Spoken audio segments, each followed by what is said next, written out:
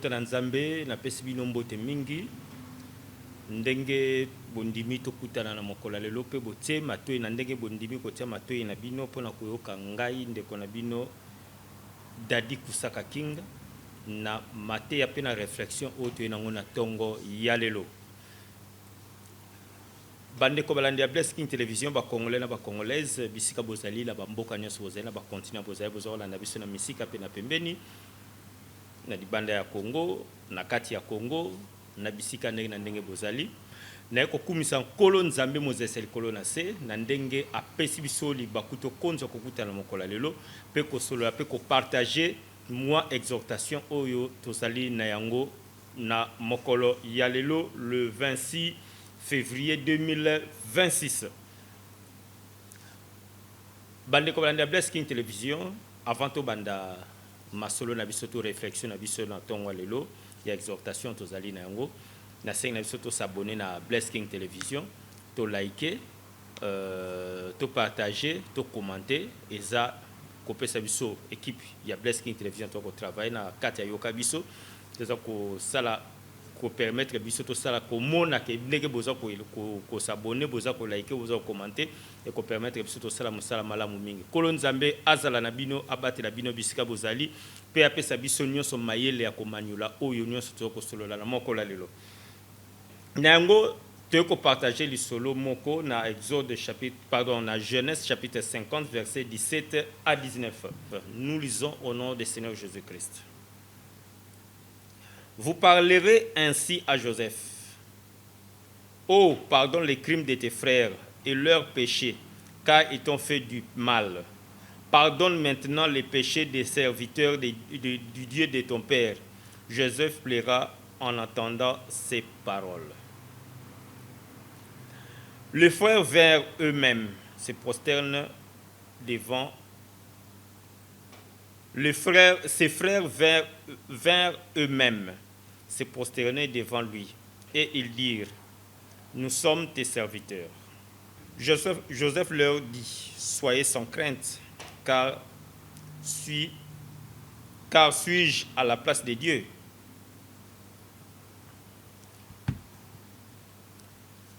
Boyoki binomoko histoire ya Joseph to yebi biso to tanga mingi Joseph bande connaît ba trahisa kié ba tekié mais avant ba tekaye ba visa qui partager to bomaye to ko c'est pas papa na biso que ba lié ba dévorer na ba bête sauvage mais mokolo na bango habité to bomaye te pour noki makilane ko ali ko na biso to boa kaye na libulu ya volcan oyo et ça la kali susute simato te kaye effectivement ndenge pe le kanaki ba teki Joseph na Égypte je sais pas que kola en Égypte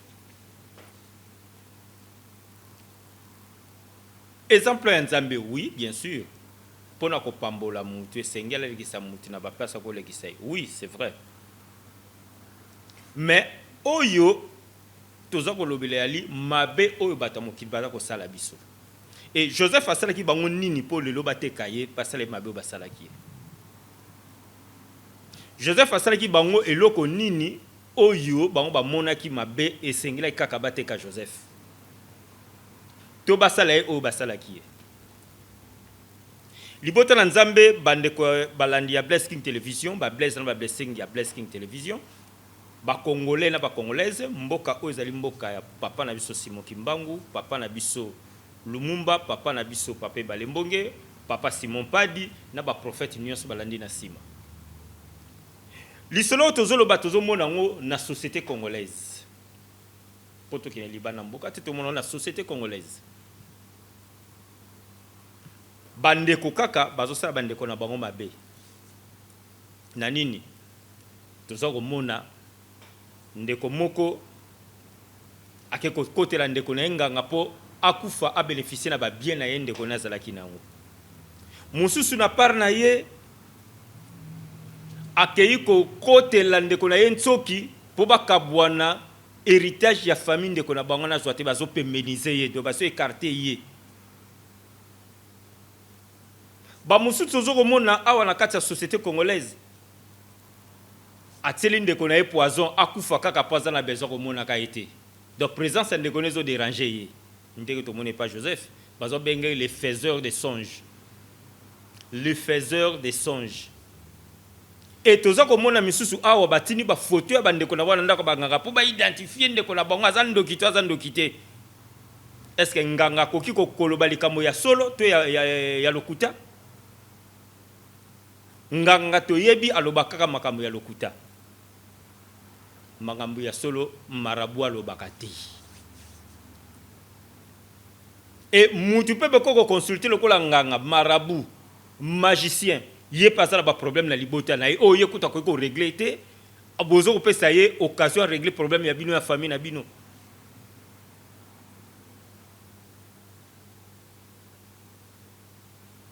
Et ko simbate tala bénédiction ko ya na kati ya famille na temps wana oyo bino bokaboli famille bopanzi famille na pona songi maloba mabe onyo ko bimsa à l'égard ya bandeko na bino.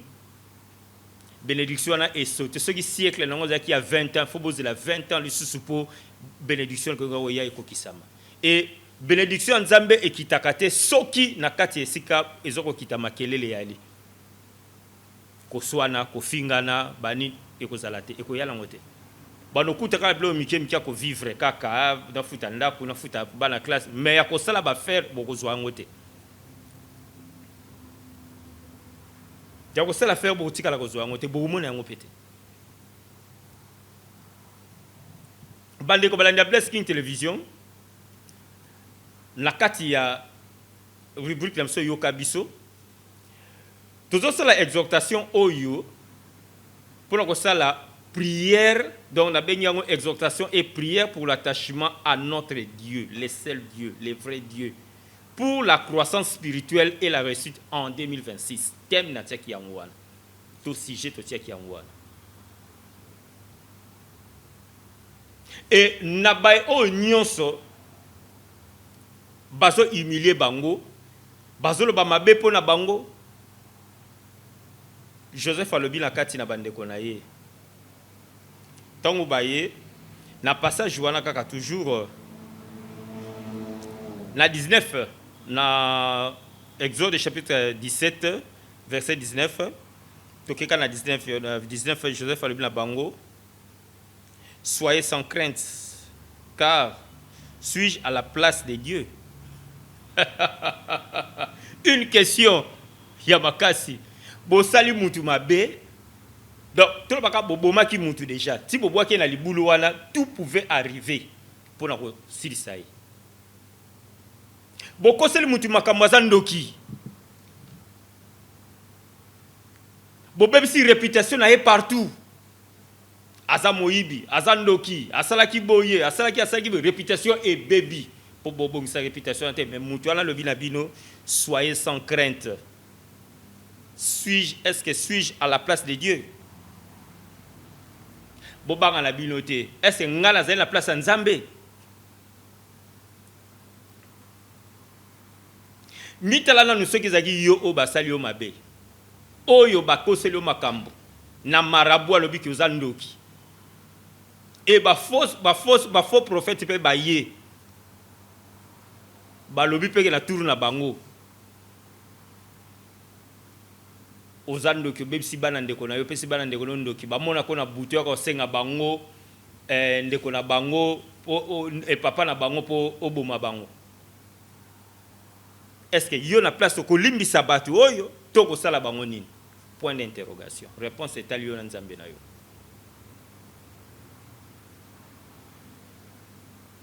Réponse est ali yo na Nzambe na yo. Awa to ko kene na Luc chapitre 6 verset 27 31 36 37 kuna.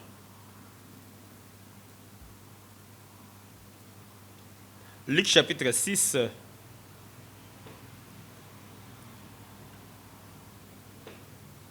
verset 27 43 pardon. Luc chapitre 6 verset 27 31 36 37 kuna likolo.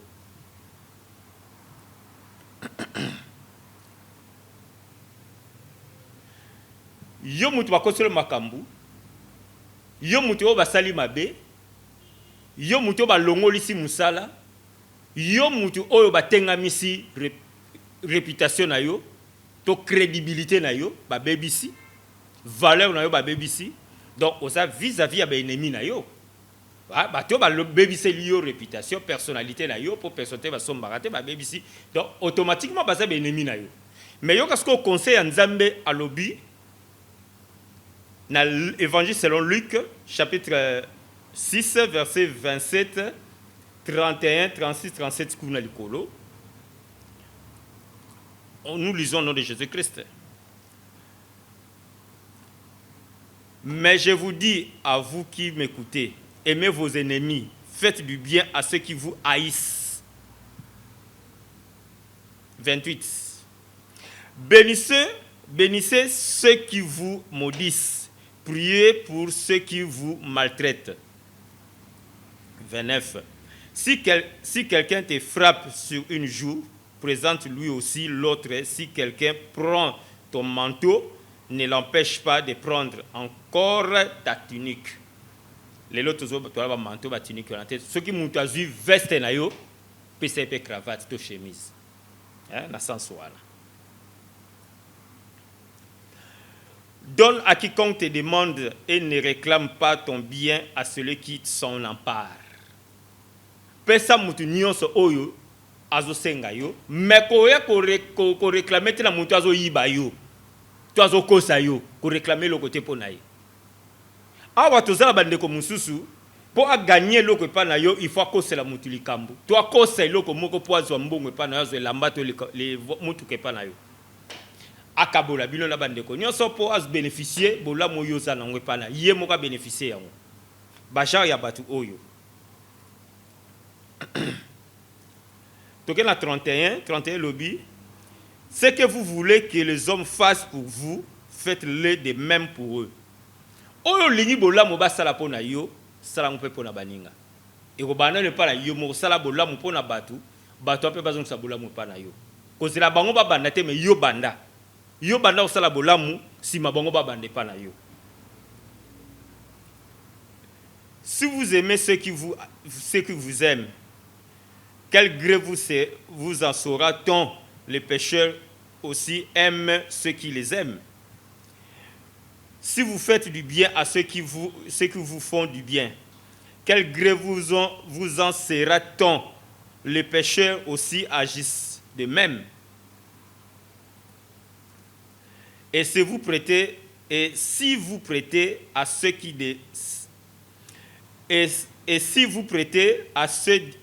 vous espèrent et vous espérez de recevoir, quel gré vous en sera-t-on?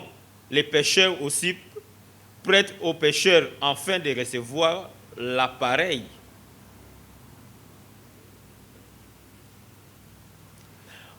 Mais aimez vos ennemis, faites du bien et prêtez sans rien espérer. Et votre récompense sera grande et vous serez fils du Très-Haut, car il est bon pour les ingrats, pour les méchants. Soyez donc miséricordieux comme votre Père est miséricordieux. Ne jugez point, à vous ne serez point jugés. Ne condamnez point et vous ne serez point condamnés. Bomoni binomoko conseil Luc apesi. Toujours dans Luc chapitre 6. Chapitre 6. Toujours dans 27, peut-être dans 43-44. Hein?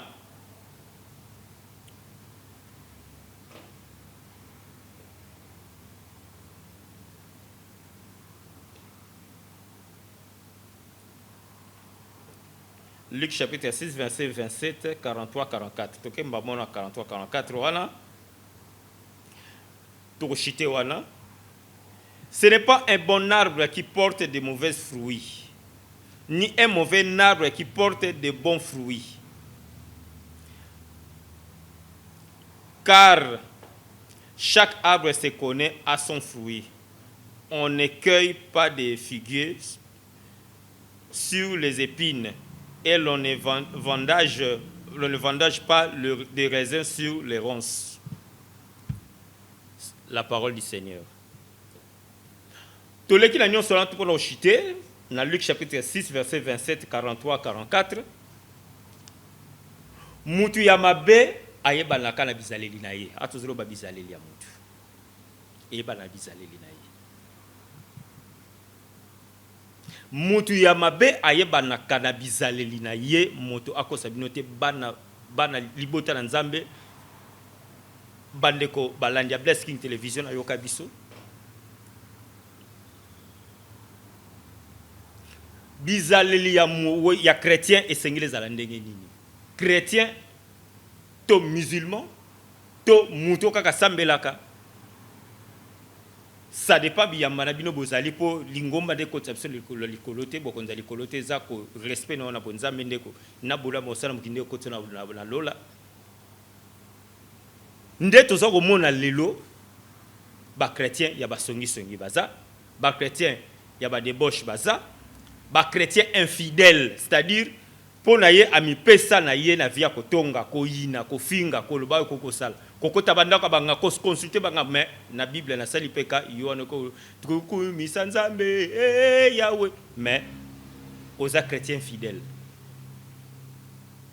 bande ko balandi Bless King Television na kata yoka biso to loba to partager les solo oyo pona édifier biso.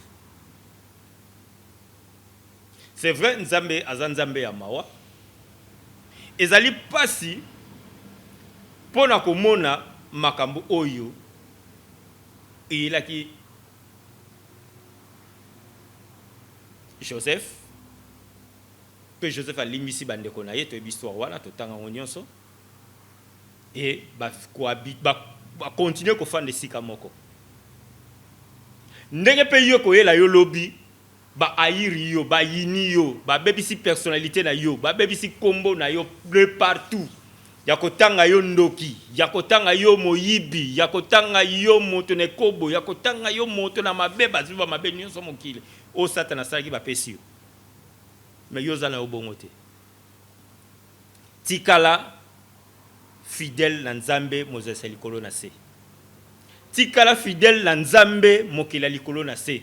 Pezwa binemi na yo nyonso wana kotsa ba ona prière, tia ba ona prière. Atolo bike na ofana ba on se sika mokote oui, c'est bien, eza décision de Nzamba sala. Na yango to sugisi awa toujours na Ecclésiaste chapitre 1er verset 4 à 5. Une génération s'en va, une autre génération vient. Et la terre est toujours là. Le soleil se lève, le soleil se couche. Et il aspire à se retrouver à l'endroit d'où il sera, il devra de nouveau s'élever. Alors pourquoi faire du mal s'il va revenir?